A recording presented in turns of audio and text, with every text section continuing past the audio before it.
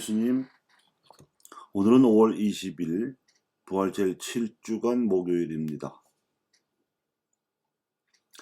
오늘 복음에서 우리는 예수님께서 고별사의 결론으로서 제자들 앞에서 제자들을 위하여 하나님 아버지께 바치신 장엄한 기도를 들었습니다.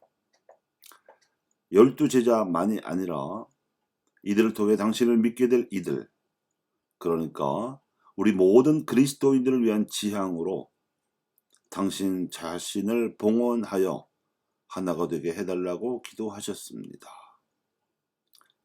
새로운 인류를 위한 대사제의 기도입니다.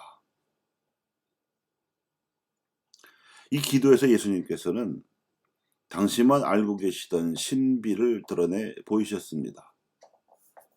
바로 하느님의 공동체성입니다. 공동체이신 하느님과 새로운 인류로서 그리스도인들이 맺어야 할 관계에 대해서 이렇게 드러내셨습니다.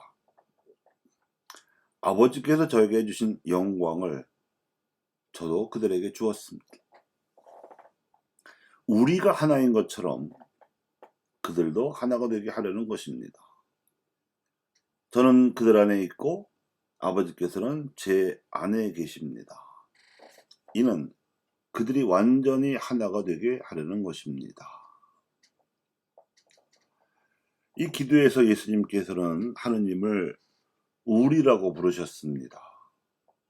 그리스도인들로 이루어진 새 하느님 백성도 하느님께서 우리로서 하나이신 것처럼 하나가 되게 해달라고 기도하셨습니다. 우리는 공동체이며 하나가 되는 것은 일치입니다.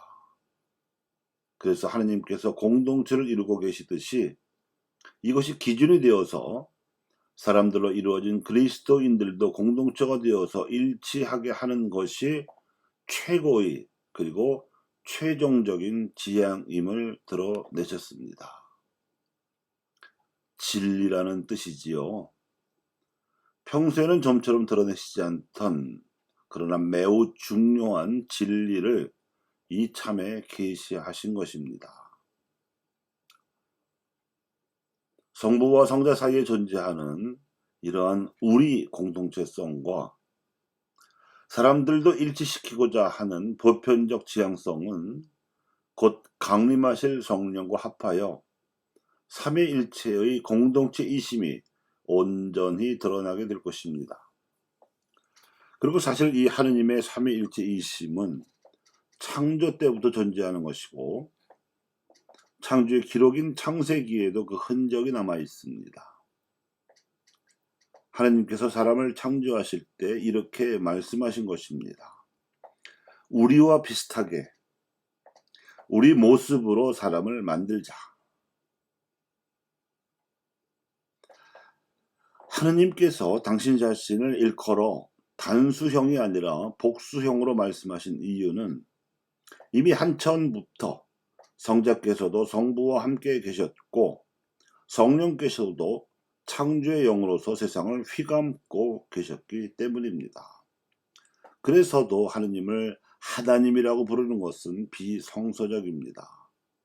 하느님은 단일신도 유일신도 아니시고 삼위일체이신 신이시기 때문입니다. 이렇게 하느님의 참 모습을 알게 되는 일은 우리가 세상을 살아가는 데 있어서 가장 근본적인 일이요, 인생 설계의 근본적인 설계를 가능하게 해주는 동시에 세상 일의 우선순위까지 정해주는 일입니다. 우리가 사람으로 태어나서 세례를 받아 예수님을 알게 되고 그리스도로 믿으며 같은 믿는 이들과 공동체를 이루는 일이 하느님과도 새로운 관계를 맺게 되는 새로운 삶입니다. 이 새 삶이야말로 우리에게도 하느님께도 새로운 창조를 가능하게 하는 일로서 이는 부활의 신비와 통합니다. 새롭게 사는 삶이 부활입니다. 부활하는 삶이 하느님과도 우리가 되고 믿는 이들과도 우리가 되며 앞으로 믿게 될 이들과도 우리가 되는 길입니다. 그렇게 하여 믿는 이들은 하느님을 더욱 잘 알게 되고 세상 사람들도 하느님이 누구신지 알게 될 것입니다. 오늘 독서에서 보면 사도 바울은 이 부활 신앙을 드러냄으로써 예루살렘에서 받게 된 박해를 오히려 발판으로 삼아서 로마에 진출하여 하느님을 증언할 수 있게 되었습니다. 우리도 우리가 하는 모든 일에 있어서 그럴 것입니다.